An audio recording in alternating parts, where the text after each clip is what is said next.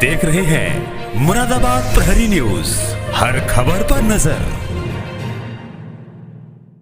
आज हम आपको दिखाएंगे मुरादाबाद में ज़मीनों के घोटाले किस कदर हो रहे हैं और मुरादाबाद में भ्रष्टाचार किस चरम पर पहुंच गया है। यहाँ पर भ्रष्टाचार के रूप में किस तरीके से काम हो रहा है और ज़मीनों का खेल किस तरीके से किया जा रहा है। मुरादाबाद का शासन और प्रशासन कुछ भी कहने में असमर्थता दिखा रहा है।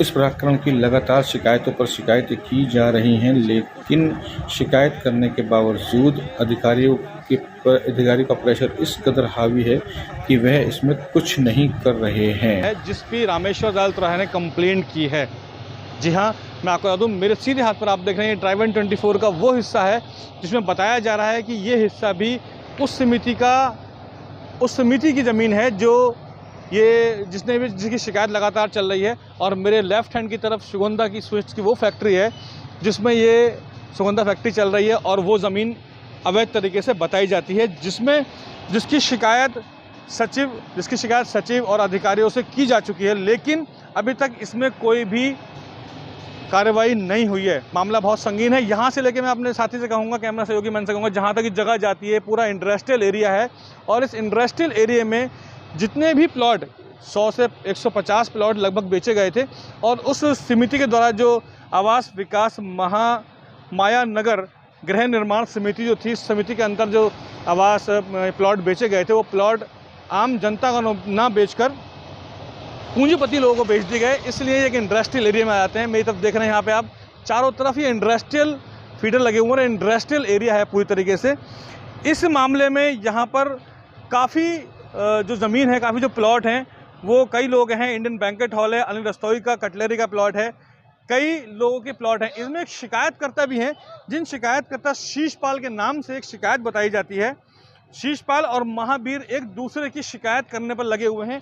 इस मामले में अभी तक क्या हो रहा है किसी को कोई ज़्यादा जानकारी नहीं है, लेकिन यहाँ पर हम मौजूद हैं और हम आपको ये दिखा रहे हैं कि किस तरीके से मुरादाबाद में इतना बड़ा ज़मीन का घोटाला हो गया है। क्या नाम है आपका? जी, डॉक्टर रामेश्वर दयाल तुराया, मंडल अध्यक्ष, अपना दल कमेरावादी मंडल मुरादाबाद। रामेश्वर जी, क्या मामला है? आप समितियों के ज़मीन के घोटाले को लेकर प्रयासरत हैं, जगह जगह शिकायतें पहुंच रही हैं, धरना प्रदर्शन हो रहा है इस मामले में, जरा विस्तार से बताएंगे क्या मामला है? जी, उत्तर प्रदेश आवास विकास परिषद मुरादाबाद द्वारा बहुत पहले सन 1975 में माया नगर गृह निर्माण समिति का आवंटन किया गया था। समिति बनी थी जिसके सदस्यों के लिए प्लॉट निर्धारित किए गए थे, प्लॉट काटे गए थे। लेकिन जो आवास समिति है उसमें कोई भी जो मूल आवंटी है किसी को भी प्लॉट नहीं दिया गया, वो सब भूमाफियाओं को बेच दिए गए, जिसमें बड़े बड़े होटल, धर्मशाला, शादी हॉल, बैंक्वेट हॉल और फैक्ट्रियाँ बनी हुई हैं। ये मुरादाबाद की पास colony, Delhi road, circuit house और राही होटल के सामने लाकड़ी फाजलपुर का रकबा है, जो बेशकीमती रकबा है और जो बहुत ही महंगा है। इसमें आवास विकास परिषद के जो पूर्व में व वर्तमान में रहे अधिकारियों का पूरा हाथ है। वर्तमान में केंद्रीय प्रतिनियुक्ति पर तैनात, गाजियाबाद में तैनात सतीश द्विवेदी, जो कि मुरादाबाद का चार्ज भी देख रहे हैं, उनकी पूरी भूमिका है और वो भ्रष्टाचार में लिप्त हैं। वह अपने सहयोगी वरिष्ठ अधिकारी विनय कुमार मिश्रा, अपर आयुक्त उत्तर प्रदेश आवास विकास परिषद लखनऊ के सहयोग से अवैध धन वसूली कर रहे हैं बजाय कार्रवाई करने के।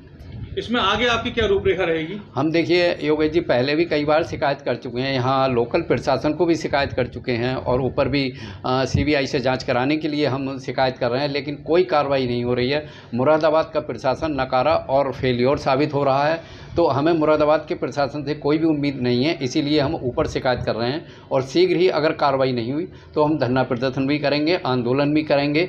हमारी नेता पल्लवी पटेल जी को भी हमने अवगत करा दिया है, वह भी विधानसभा में क्वेश्चन उठाएंगे। आपकी बातों से ऐसा प्रतीत होता है कि ये बहुत बड़ा भूमाफियाओं का घोटाला है।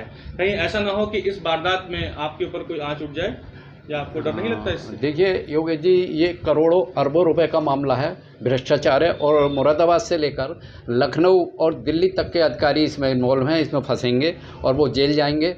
तो डर की तो ये बात है, देखिए डर की तो कोई बात ही नहीं है। कोई आदमी अमर होकर नहीं आया है, एक ना एक दिन ज़रूर मरेगा।